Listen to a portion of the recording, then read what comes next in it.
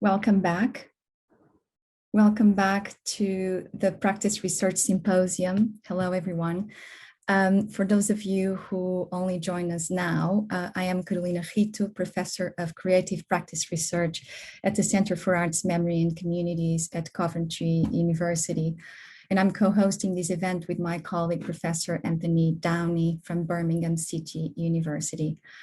This research event with practitioners and researchers in the field of practice research explores and discusses the challenges and opportunities in developing new methodologies in research-led practices and in collaborations with the cultural sector.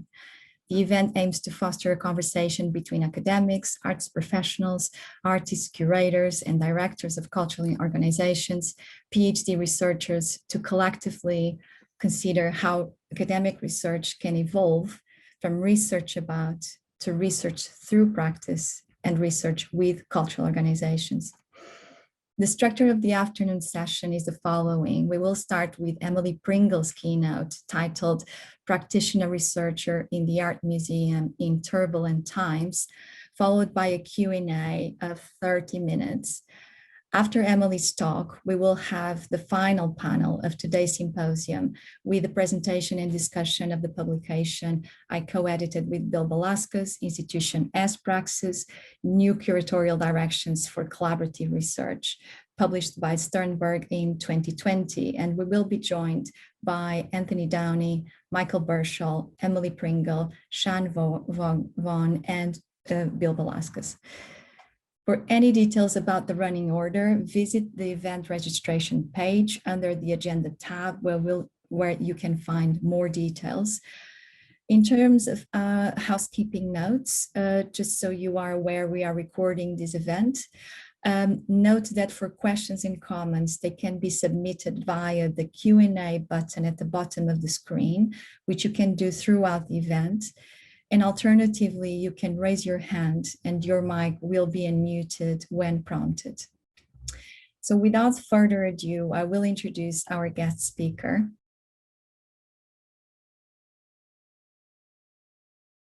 Emily Pringle is Head of Research at Tate. Emily was trained originally as a painter and worked for several years as an artist, educator, programmer, researcher, and writer. She joined Tate as Head of Learning, Practice, and Research in 2010 with a responsibility to develop practice-based research across the learning department. In 2018, she stepped away from Tate for a year to undertake an HRC Leadership Fellowship and explore research in the Art Museum. The publication that emerged from this, Rethinking Research in the Art Museum, and we'll be sharing a link here also in the chat box, that was published in 2019, interrogates how research can support museums to situate themselves as sites of knowledge co-production. So without further ado, as I said, over to you, Emily. Thank you so much for accepting the invitation to be here today.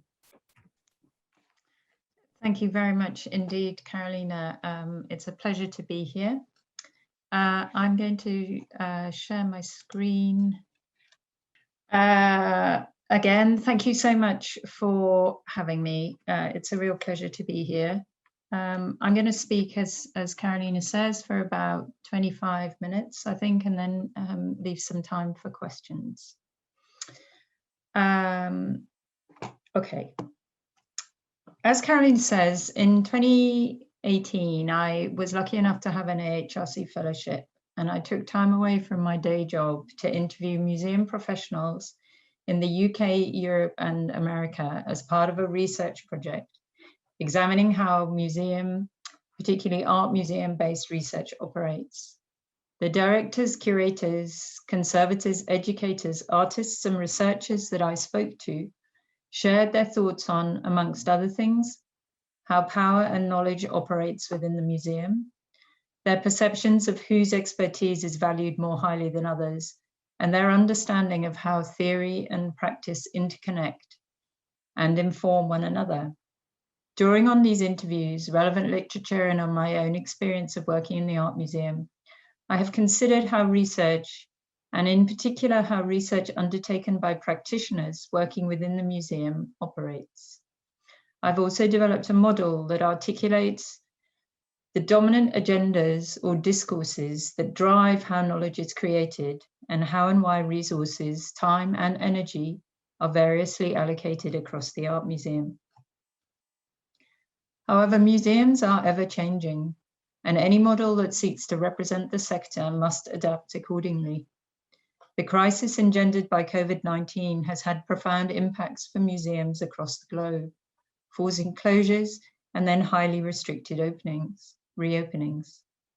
Within and beyond the sector, there is an active questioning of the museum's purpose, prompted not only by the pandemic, but also by ever more urgent debates concerning decolonization and the need for cultural institutions to tackle systemic racism within and beyond their organizations. Unable to welcome visitors into their buildings in pre-COVID numbers, art museums are needing to reconsider systems and structures in their entirety. Economic models, digital profiles, audience engagement strategies, staffing structures, collection, acquisition and care priorities, and exhibition programs are being rapidly reframed to try and ensure institutional survival. Some have argued that we are witnessing a shift towards the civic, participatory art museum. Yet at the same time, it's become increasingly clear that many museums, faced with critical reductions in revenue that threaten their continuing existence, are seemingly focusing all their energies on reducing staff numbers, securing financial bailouts, and generating income. Many have made ambitious statements voicing their solidarity with anti-racist movements and committing to change their practices. Almost all recognize the need to radically rethink their digital offer, to recalibrate the relationship between physically accessible displays and exhibitions and online collections and public programs. Each one of these strands of activity is a major undertaking that has profound implications for the functioning of the art museum and the role of research within that, and each one is contested.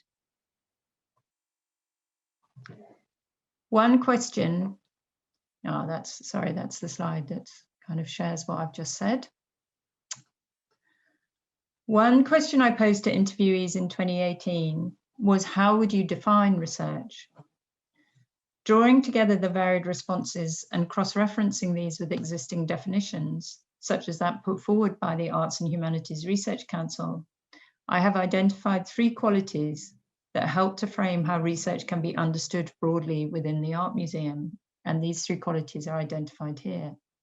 And they are the importance of questions, a process of inquiry, and the generation of new knowledge that goes out into the world. As you can see, research here is not discipline specific, but is instead embedded within multiple practices across the organization.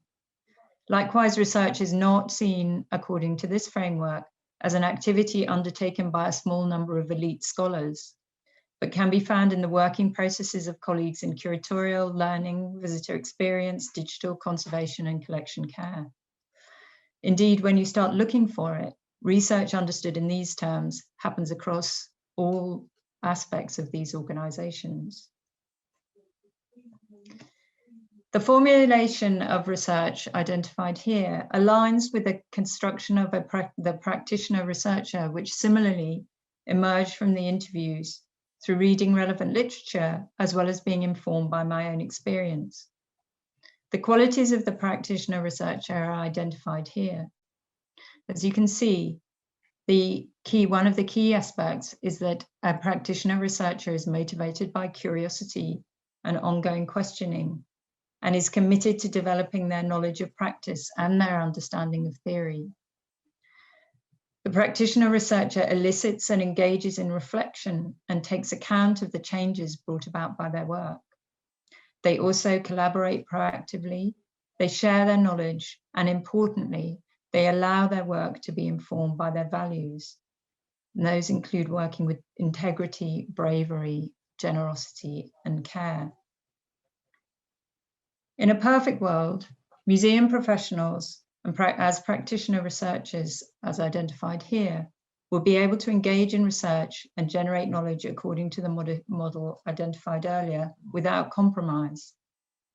However, my research has also unearthed the multiple agendas that museums operate within, which impact on individuals' capacity to do research. To generate income, museums have needed to present shows that are popular and to continuously provide events and activities that draw the greatest number of visitors while not losing touch with their core audiences. They have to offer attractive cafes and shops, and ideally attract substantial corporate and individual sponsorship in ways that do not compromise their ethical credentials. While innovating to ensure their continued relevance and popularity, especially to younger, non-traditional audiences, museums have worked hard to maintain their intellectual credibility and authority. Similarly, as curators champion new artistic voices and historic collections, education, learning, and visitor experience teams will be introducing collaborative approaches to knowledge generation, responding to visitors' desires to participate actively, to share their knowledge, and to create their own representations. The multiple agendas that art museums have been juggling can be framed as 4 discourses that are embodied and enacted across the art museum. The use of the term discourses refers directly to the work of the philosopher Michel Foucault and his alignment of knowledge and power, which becomes evident within discourses. Discourse not only produces knowledge and meaning, but also structures, actions, and behaviors. Foucault's ideas shed light on how decision-making, resource allocation, and activity in the museum are all shaped by pervasive regimes of truth, in his words, or systems that determine what is generally recognized as true and acceptable within the overarching discourse. These regimes of truth in turn sanction ways of working. On one level, power within the art museum is evident in the structural hierarchies that locate the director at the pinnacle, with layers of authority reporting upwards. Yet, as per Foucault, power is also simultaneously dispersed and fluctuating, determining epistemic priorities and producing at any moment certain practices that take precedence over others. The discourse of collection, care, and growth, for example, concerns the art museum's preoccupation with the expansion and conservation of its collections. Arguably at its strongest in the mid-20th century, this discourse champions the museum's traditional commitments to collecting, preservation, and scholarship, and resists the move to populist programming, building expansion, and market-driven initiatives. It can also act in opposition, or at least resist, moves towards prioritizing access, outreach, and the wider democratization of the museum. Likewise, the discourse of academia positions the art museum as a quasi-university, contributing scholarly knowledge to various academic fields, most notably art history. In its purest form, this discourse locates the curator as a scholar, concerned with researching and writing on the collection. This and the discourse of collection, care, and growth have significant implications for how varied knowledges are valued in the art museum, since curatorial expertise still tends to be privileged, with the associated power being located within curatorial divisions. Specifically, what the discourses of collection, care, and growth and academia reify is the notion that the museum's status and authority depends on the expertise associated with the acquisition and care of systematically classified and constituted objects. That is the expertise which is held by curators. The discourse of financial sustainability has grown in significance as direct government funding for the arts has declined.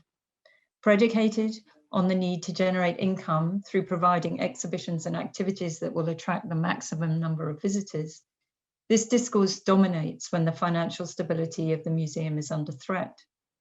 At its most extreme, when financial cuts reduce the staff and resources of the museum to the minimum, this discourse poses a deep and sustained threat to the other 3 discourses, even those centered on the collection. However, even in less perilous circumstances, the need to attract income-generating visitors and donors and to continuously refresh the program takes precedence over the in-depth study of the collection or the long-term collaboration and engagement with non-traditional visitors. Where the discourse of financial sustainability is foremost, Curators frequently shoulder the responsibility of creating blockbuster exhibitions that bring in ticket buyers who will also eat in the cafe and buy gifts in the shop. Therefore, power remains with them. Although the discourse of democratic participation has become more visible in recent years, it has been present since the first public museums were established in the 19th century. In its more recent formulation, the museum is positioned as an inclusive space, an agent of change, reaching out to attract visitors that museum professionals have often designated as hard to reach.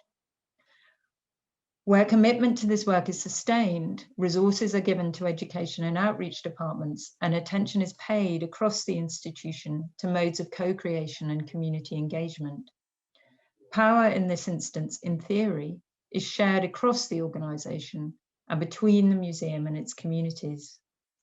In scenarios where the institution is committed to more equitable and open dialogue, greater emphasis is given to audiences and their needs, which in turn can shift the museum's approach to building knowledge around the collection.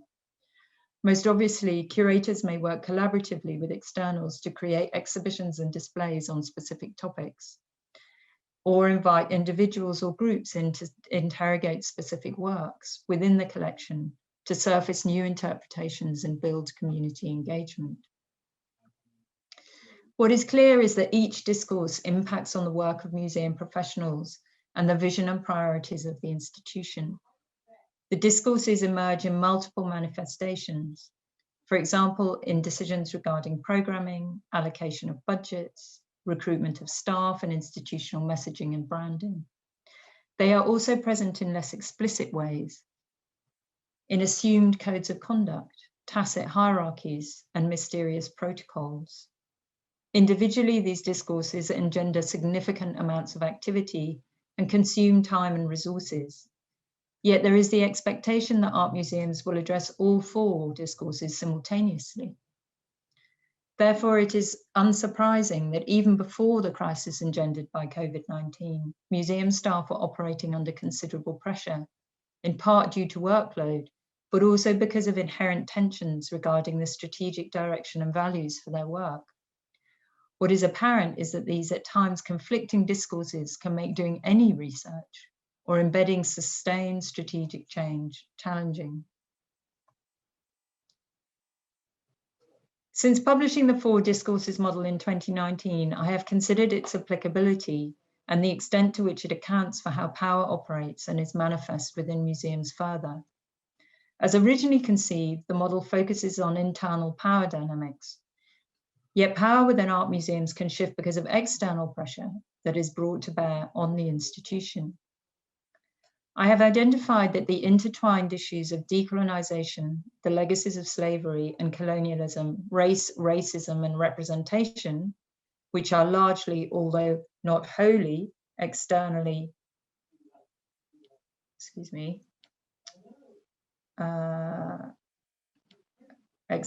driven, are examples of external factors not represented adequately in the original formulation of the model. Each of these issues is unquestionably of profound importance to the heritage sector and to museums. It is, however, beyond the scope of this presentation to interrogate how museums should address the complexities of decolonization and account for and address their colonial origins and associated ongoing white supremacist and inequitable cultures. But I see that these issues constitute additional discourses that museum staff are required to negotiate, and this inevitably impacts on research. So the question is, what form does this external pressure take? And what are the specific asks of the museum in terms of decolonization and anti-racism?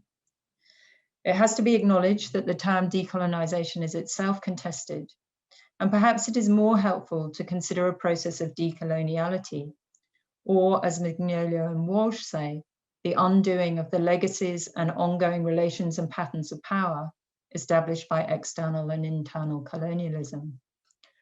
Either way, there is a need for change at a profound level. Museums must, in the first instance, acknowledge transparently their historical and colonial origins.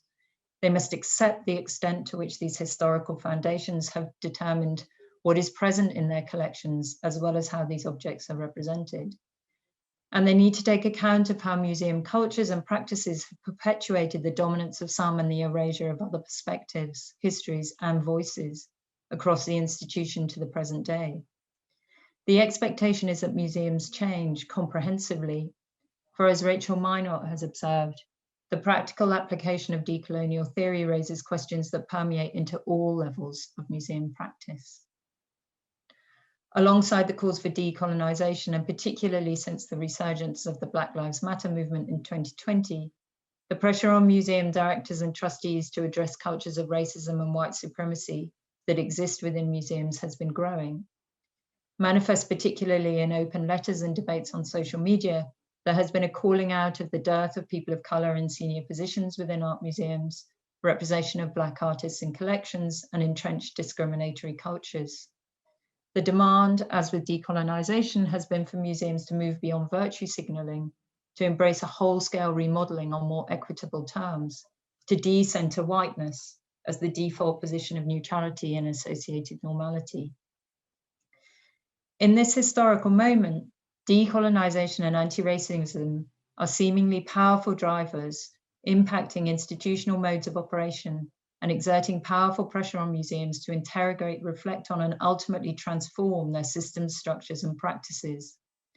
Yet, as noted above, this impetus is largely coming from beyond the museum itself.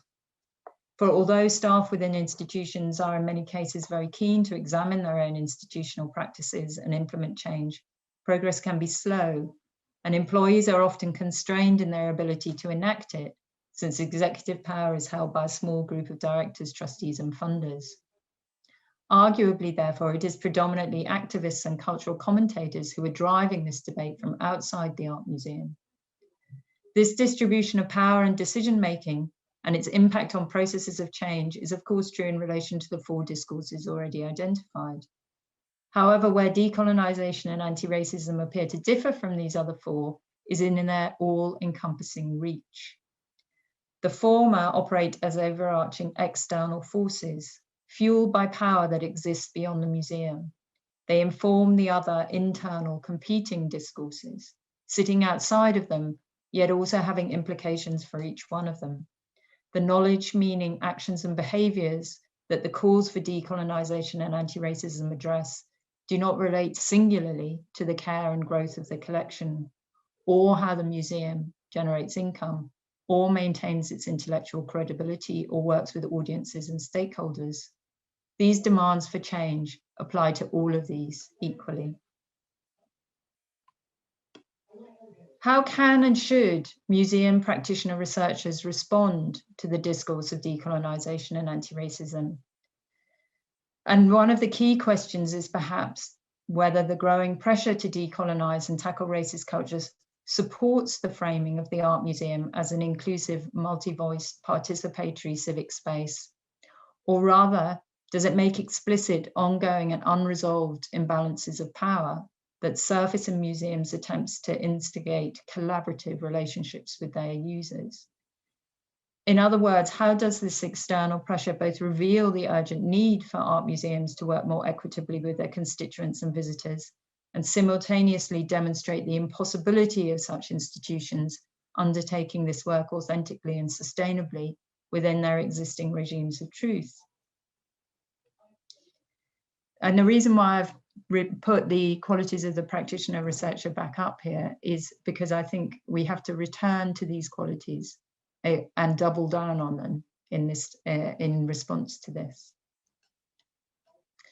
In previous texts, including the one I wrote for Carolina and Bill's excellent publication, I've talked about the need for trust, the trust that the decisions curators make are good ones, that these professionals need to build and maintain with the public and their colleagues, and the trust that curators and other museum professionals need to have of the public that will support more dialogic and collaborative knowledge production within the museum. We have witnessed situations recently where that trust has broken down, where the manifestation of curatorial knowledge and associated actions have engendered a fundamental breakdown in trust between the public and the institution. And in my own institution, and I can think of at least two examples where that's happened in the last 18 months. And as I say, my argument is therefore that more than ever, we need to draw on the model of the practitioner researcher. Interrogating what we are doing as museum professionals and how we were doing it is vital, and enabling practitioner researchers in the art museum to do this is ever more essential. We have to focus more on collaboration and the sharing of knowledge rather than the sanctifying of individual and autonomous researcher expertise. We need to foreground criticality, reflexivity, and learning. And we have to trust in the knowledge, experience, and expertise of those beyond the museum who can work with the practitioner researcher to interrogate ideas and histories. There are, needless to say, advantages and challenges in adopting this approach. And I've kind of summarized some of these here. The quote from McNiff and Whitehead on the left, I think, is a really cogent way of articulating the need for us to draw on and start from our own practice, and researching our own practice is a fundamental way of thinking about how we address these issues. But I have also identified some of the challenges on the left. One of the key ones being that projects are not the best way of doing this. We have to go for the fundamental structures within the organization, and acknowledge that quite often it'll be predominantly white researchers undertaking this work. I don't have answers to the challenges on the right, but I do know that we have to address them full on. More than that, my belief is that the organization, the museum as a whole, needs to put itself on a research footing. This does not mean it becomes a university, but that it understands and foregrounds the value of research in posing questions and providing insights into the many urgent issues these institutions face today. Understanding complexity rather than simplifying and resorting to binaries is key too. As the writer and theorist Donna Haraway has said, in our challenging times, we cannot avoid the problems, but must instead stay with the trouble and value the potential that research has to support us to do that. Thank you. That's me done. Thank you, Emily. Thank you. Emily, could you stop share? Oh, okay, fantastic. Yes, here we are. Thank you so much for this. And there's a lot here, and I don't think everything is incredibly well, positive in the sense that we do face a particular crisis, and the pandemic probably accelerated a lot of things that were already there. And now need to be necessarily tackled, and institutions are being also asked to engage with their accountability, with their responsibility, also in relation to not only systemic racism, but also to re-understand and repurpose probably their role. And I think you mentioned a lot of different elements from workforce precarity, for instance, that is related to the particular situation where institutions, you talk about survival. So we see already what is kind of the direction there in terms of trying to save institutions. And we have to be asking here, are institutions to be saved, or are them to be there to support us and to be actually, I think, repurposed to think of what is their contemporary role, instead of probably longing or just holding on to what is probably an anachronic role and model. So you talk about precarity, you talk about the particular crisis now with COVID, and how these institutions from big, especially the mid and I think smaller size institutions are definitely facing, but also the accountability. So a lot of very urgent points. My question is, because this is a point you also interrogate in your book that I mentioned at the beginning, which is in relation to the role of the collection, especially in art museums, and how you see a lot of the resources being channeled towards what you here also mentioned being one of the roles around the collection care and growth. If I understand you correctly, you obviously don't want to get rid of collections, but you are also questioning if this is the right balance when the institution, the art museum, the art institution, the cultural organization could also have different roles. I would say probably even in relation to care, but not necessarily only towards the collection, but towards these discussions that precisely you mentioned around anti-racism and also the legacies of colonialism that are also in the foundations of a lot of these organizations. So my question is, if you could tell us a bit about what you see being the future or what could be the actualization of these organizations, and if we would be thinking of a different business model that is not based on what we currently have, that is related to growth, be it footfall, be it more objects, be it more cultural products, if we should be thinking of a different kind of care, and if there's something that should be probably the main focus, let's say, of institutions today. Yes, thank you, Carolina. I mean, that's a wonderful summary and also a huge question. So what is the future of the art museum? I mean, I agree with you. I absolutely wholeheartedly don't advocate the getting rid of collections. I think museums are defined by their collections. It is actually, you know, as I'm sure folks know, you know, it is the definition of the museum. It's an institution that has a collection.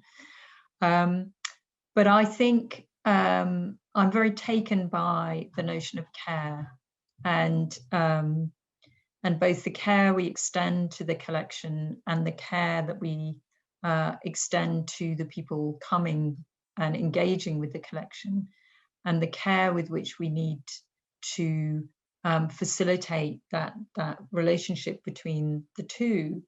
And I think for me, the future of the museum is very much predicated on how we negotiate that relationship carefully, in the sense of being full of care. For me, the future is also about how we can, in the museum, in a sense, give things up. And this is one of the fundamental difficulties, I think, that museum professionals have, is that their role, you know, is inscribed in terms of holding on to their expertise, but also being the folks who are responsible for looking after the works in the collection. And I think that's really important. We don't need to get rid of that. And I absolutely value curatorial expertise. But I think that in the future, the museum has to understand that a much more plural model, where it's curatorial expertise and a whole lot of other expertise that come together in order to care for and also negotiate that relationship with our audiences. So we hang on to curatorial expertise, but we put it alongside multiple forms of expertise that can exist really fruitfully within the art museum. Thank you. Thank you so much. We have a question here from Michael. Michael, do you want to unmute your mic and ask the question directly to Emily? Yeah. Hi, Emily. Hi, Michael. Nice to see you. Nice to see you as well. So my question's quite long-winded, but I'm just curious how museums can avoid falling into the trap of working on projects that seek to transform the museum or embrace models of change. It seems like the default position of museums, based on the way that they're resourced and the way that they operate, that you can't really sustain long-term projects and initiatives. Do you have any strategies for this? And, you know, is it maybe the case that when museums are hiring individuals to work in teams, they, you know, you have to sort of look for more open-minded individuals who are more open to conversations, collaboration, and not having this kind of inherent curatorial hierarchy. I say this as a ex-Tate worker as well, so I'm very much familiar with the problems that you're talking about, and I think it also affects museums all over the world. Yeah, I think it's a great question, and I think it's one that museums are reflecting on, and I certainly think it is one actually that Tate is reflecting on, and I increasingly think that actually how real change comes about is quite often through the small mundanities or the details. For instance, one of the joyous things that I've been involved with recently is the restructure following our voluntary redundancy program, which has been very, very, very difficult on so many levels, even though it's a voluntary redundancy program. But one of the most interesting things has been the opportunity to rewrite people's job descriptions. And actually, I've realized how powerful something small like a job description can be. So we're really starting to think differently. And it really speaks to what you've just said, Michael, about how if you start thinking about job descriptions in terms of what are the qualities that you want people to bring to their work, rather than what are the tasks you want them to perform, you actually shift. It actually engenders quite a profound shift. So I have to say, I am increasingly disillusioned with projects, and I'm increasingly enamored by the much more kind of fundamental, but actually, as I say, some people might think quite prosaic ways of bringing about change, which is through just trying to shift and manifest a different way of thinking about what the work entails. Thank you. Thank you, Emily, Michael, as well for your question. I just wanted to encourage everyone here in this room to ask any questions or share comments with Emily. So you can use the Q&A box, or you can also raise your hand and we can unmute your mic for you.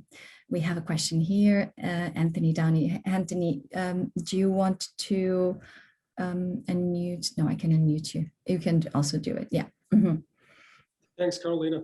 Emily, thank you. An excellent and succinct overview of what effectively can seem to be a conundrum. And I just wanted to, add a comment and perhaps a question. You mentioned, and it came up earlier, and I'm looking at continuities here, the notion of an episteme, as we understand it in a Foucauldian sense, as an apparatus. And I was thinking, as you were talking about Giorgio Agamben, and his rereading of an apparatus following Foucault. And Agamben argues very cogently, as did Foucault, that an apparatus is a productive event. It produces productive subjects. Therefore, it's a process of subjectification. And I was just thinking that through in the context of what you were talking about. If the regime of truth that is proposed in any given episteme or apparatus is primarily about producing subjects, productive subjects, then every institution within that context answers to the specificity of each historical moment that it finds itself in. It can only ever, and I'm coming to the conundrum, repeat, reify, mimic the inequalities, the disparities, the disjunctions, the historical discontinuities that are prevalent within our social order. Now that might sound a tad defeatist, but I think you were going somewhere else with that when you mentioned the term dialogic, because that opens up something entirely different. It opens up the possibility of refusal, a sort of radical refusal, which in and of itself can be a form of solidarity. And we've seen this across the US, we've seen this in the context of the UK, this momentum towards refusal to maintain the system that in and of itself can only ever reflect inequity, or indeed resubstantiate exclusion. And again, I'm wondering if you could just press this notion of the dialogic, because it seems to me that there is potentially something in there that helps us think from within practice, as opposed to merely reflect upon it or indeed co-opt it.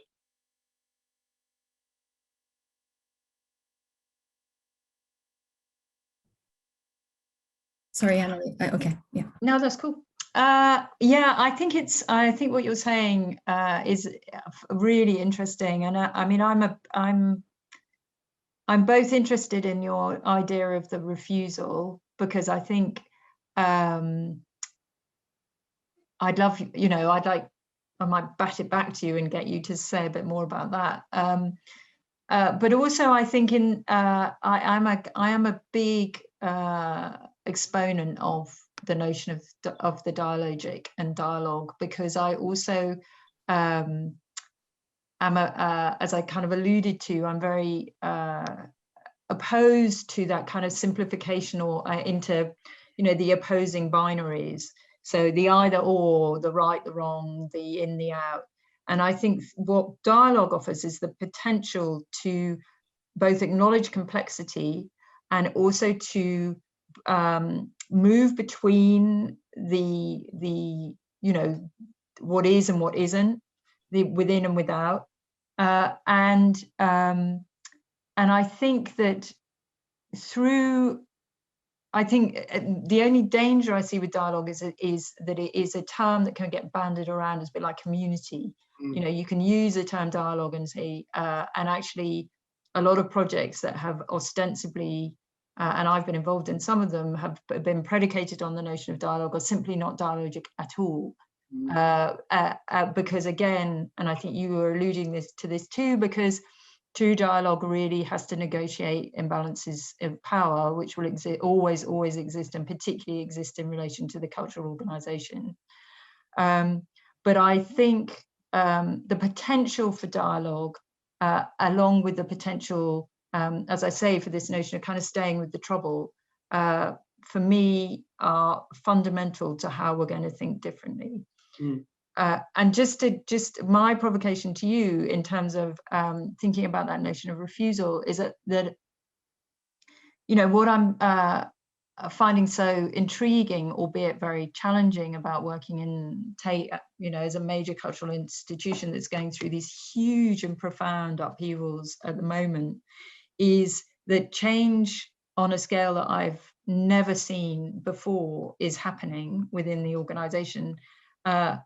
And yet that change has been completely forced upon us. So the extent to which it's refusal that brings about change, or simply that institutions resist change till literally the last minute. And then, because we are now faced with this scenario where we cannot but change, because otherwise we will cease to exist.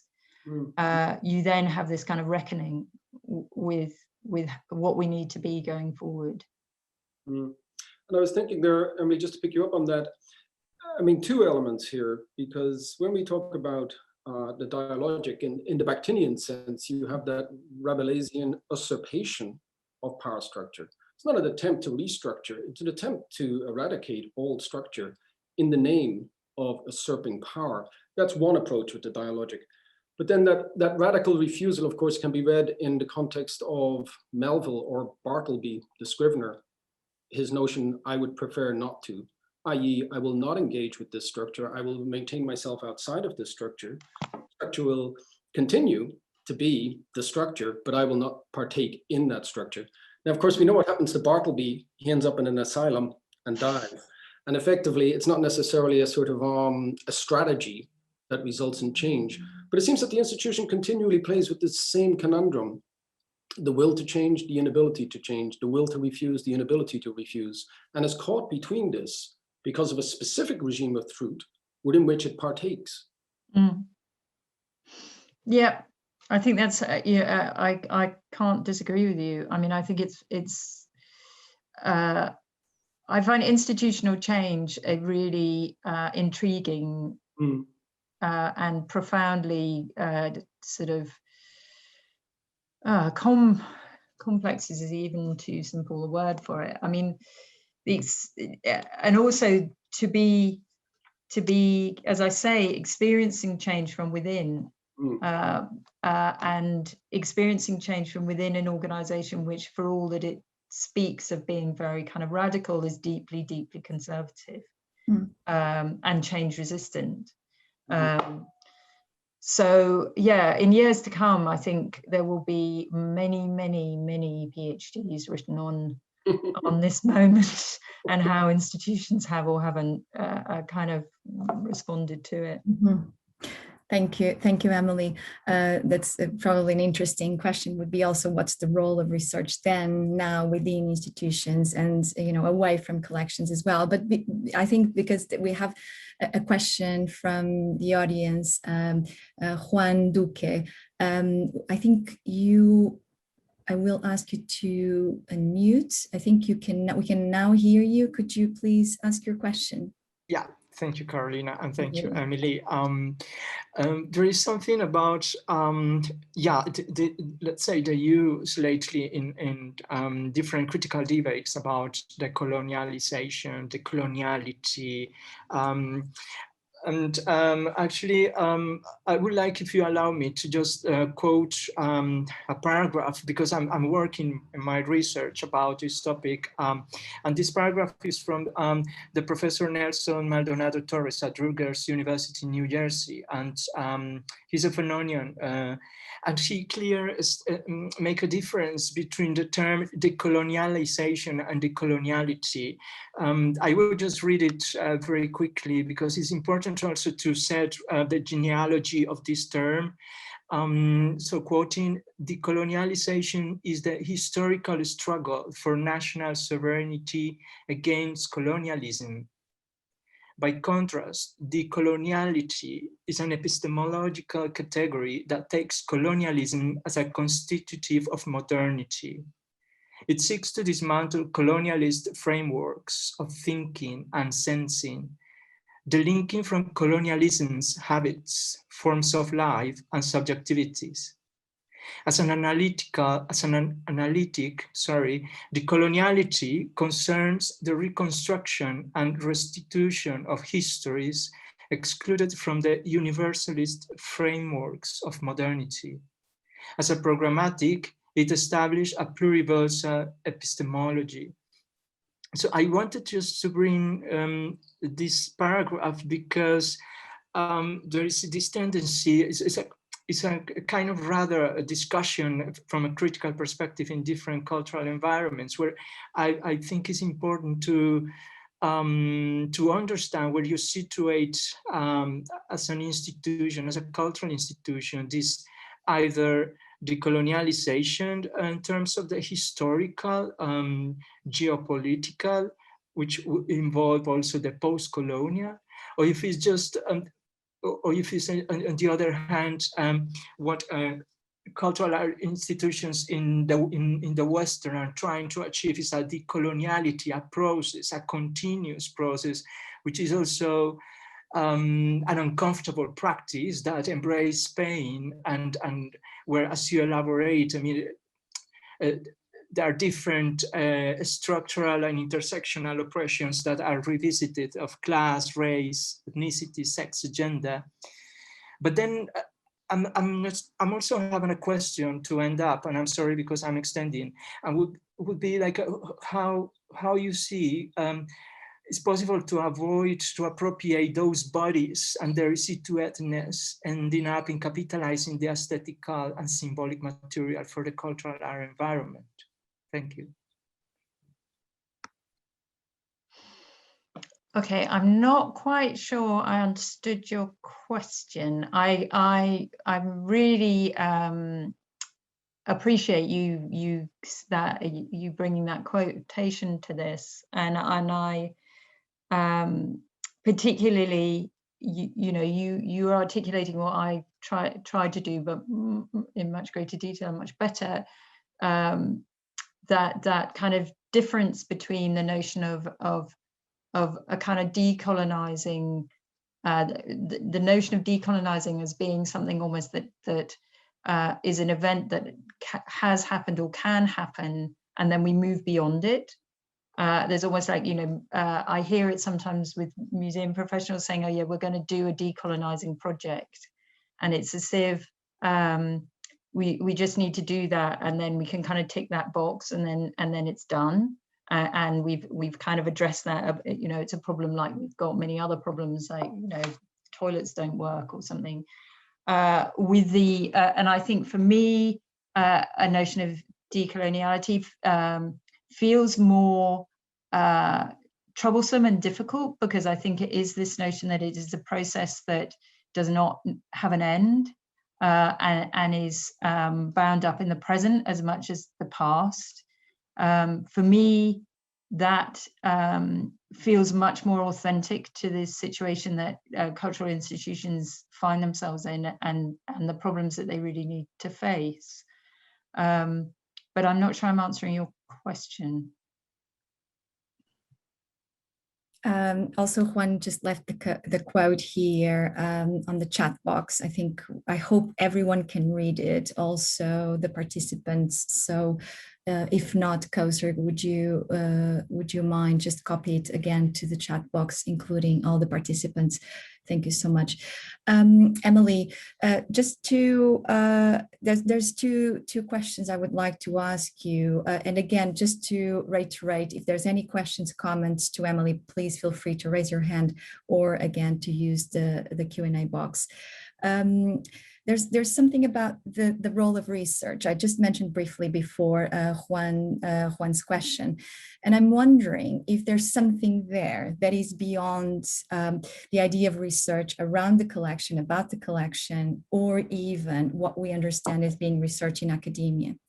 So moving away from the collection and claiming research from the cultural sector, what do we have there? What is left in a way? What are the potentials, if there are any potentials? From my experience at Nottingham Contemporary, and we'll have an opportunity to talk a bit more about that when it comes to the book panel, it seemed to me that claiming research from the cultural sector does operate in a very, very different way than it does when you do that in academia. And one of the things that became quite important at Nottingham Contemporary when I was head of public programs there was that claiming research would also represent claiming time, which is something you mentioned as well as being one of the challenges to research beyond the collection in the art museum setting.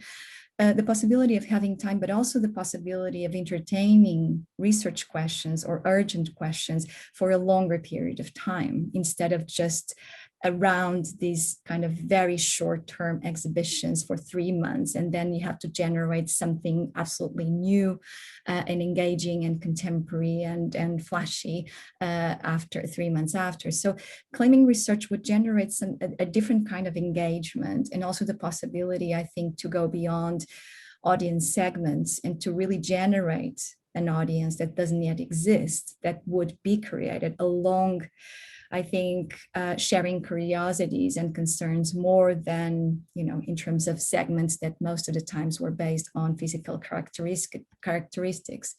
So I wonder what your understanding is in the context of Tate, but also, your general understanding of what are the potentials, let's say, of claiming research from the cultural institution perspective. I think it comes back to what I was trying to say earlier about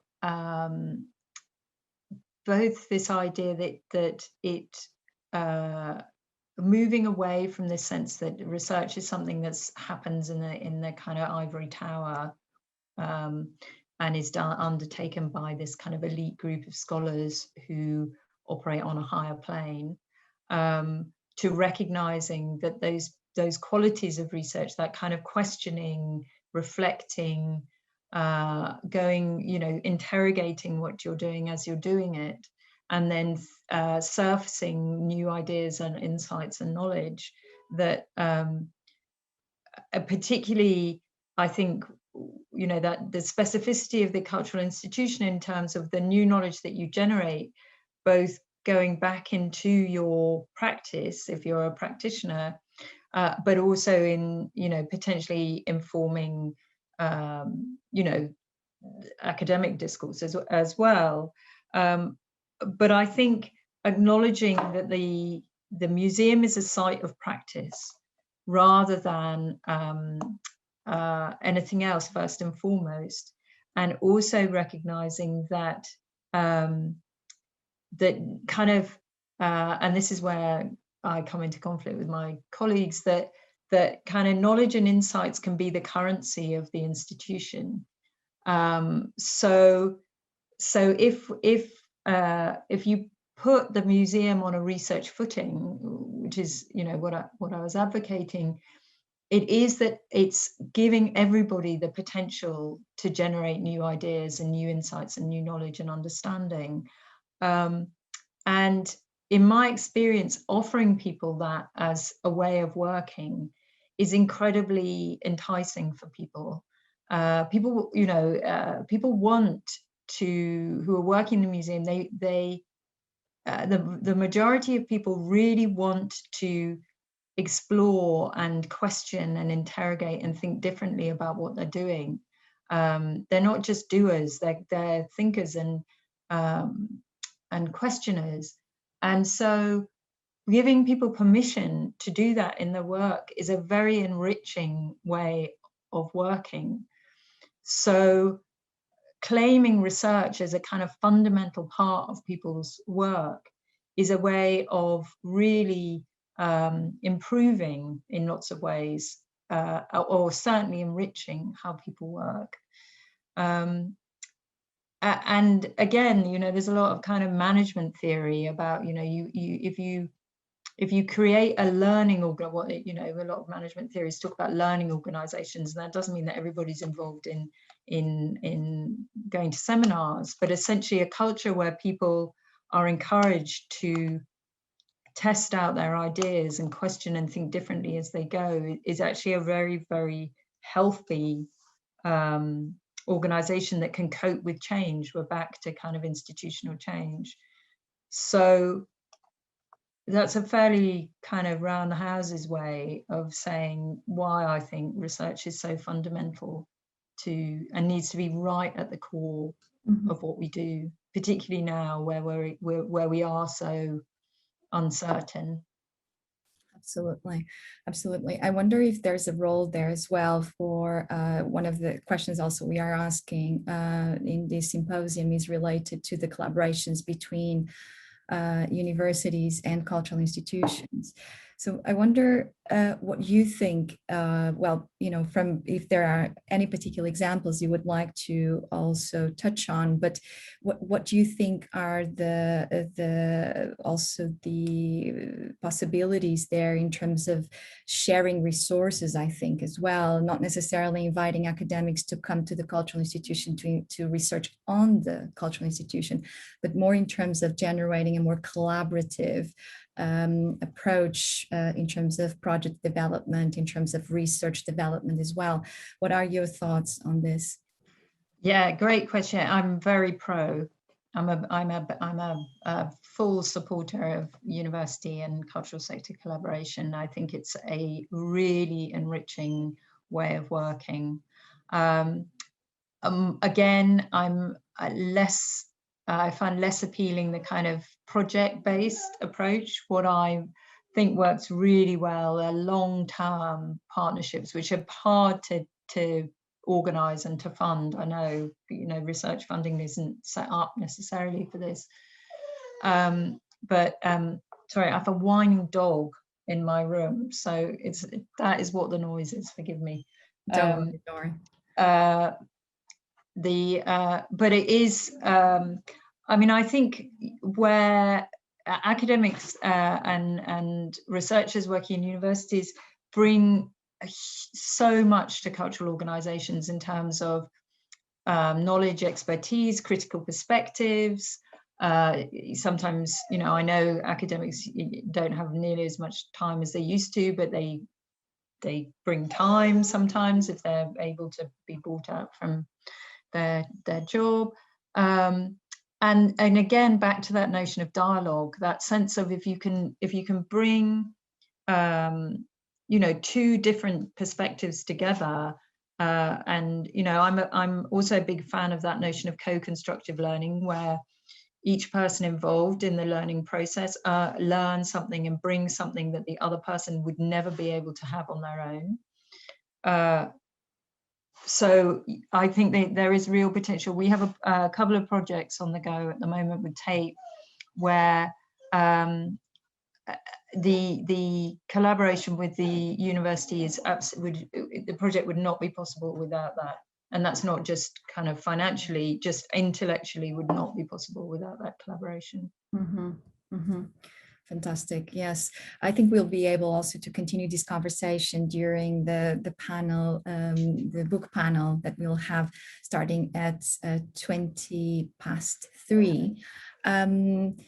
If there are no more questions from the audience, I will just ask and wait just a little bit again. You can raise your hand if there are any burning questions to Emily, or also write it down here. Maybe raise your hand because it's quicker. So, okay, there's a question here. Yes, fantastic. Mel, again, if you want to join us, just unmute your mic and we will be able to pin you here on the screen. Oh, sorry, took me a while. Yeah, I was just interested to sort of think about the difference between politics and research in some of what we've been talking about. Thanks, Emily. Hello, by the way. Yeah, nice to see you, Mel.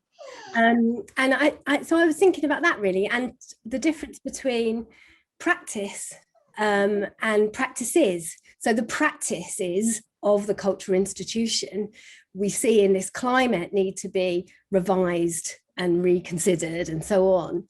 And I was just wondering how you think about the difference between sort of practice and those sort of practices, which seem to me to be slightly sort of different. I know that we need research to review our practices and sort of put them into practice. But I was just wondering, because there seems to be a series of things from practice to practices to research to practitioner in this sort of equation that could be sort of drawn out differently, and I wonder what that might look like. Sorry, sort of a bit of a comment, but I just wondered if you would think about that. Yeah, no, I think it's a really interesting one, and it's always really good for me also to have a question like that, because it makes me think I can start using language quite, not lazily, but without thinking about it. I can bandy a term like practice around, and I need to kind of stop and think, well, what is it exactly that I understand practice to be? And I know there are lots of kind of different definitions of it, but I'm difficult one. And I think it is, I would say also add confusingly that I think I'm just going to let the dog out because this is really annoying me. Sorry. In the meantime, I'll just answer a question that was here in the Q&A box. Dawn, the recording will be posted with the permission of the speakers on the website of Coventry University, YouTube channel of Coventry University, and then linked also to relevant links, including Birmingham City University. We'll keep you posted. Apologies, Emily, over to you again. No, God, don't worry. Sorry about the interruption.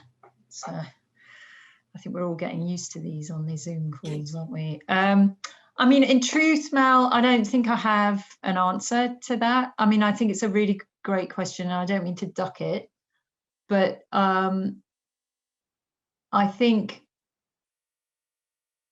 you've got me thinking about that difference between practice and practices, and where research sits in relation to that. And obviously there is a practice of research, which is I just add to the layers of confusion in my head anyway. So I don't think I can answer it really, but I kind of want to go away and have a little think and probably come back to you. No, I mean, I don't know the answer to it either. I was just wondering within the arrangement of these things that we're trying to address, how and of course I don't want to define it so it sort of stops anything, but I just wondered about those differences. But thank you, thanks for your talk. Thank you. Oh, thank you. It's good to see you. Thank you, and definitely something to consider, Mel. I guess the plurality of practices and their grip as well and role within more politically engaged ways of programming and also instituting. So Emily, I think for me will be, let me just check. It seems like there's a question. No, sorry, it's a question, but I had already answered. So thank you so much for your presentation, also engaging with the questions, and we will see you back again for the book discussion, which will be at 3:20. We will now close for a break of roughly 12 minutes. And so see you soon, same channel, same link in 10-ish minutes. Thank you.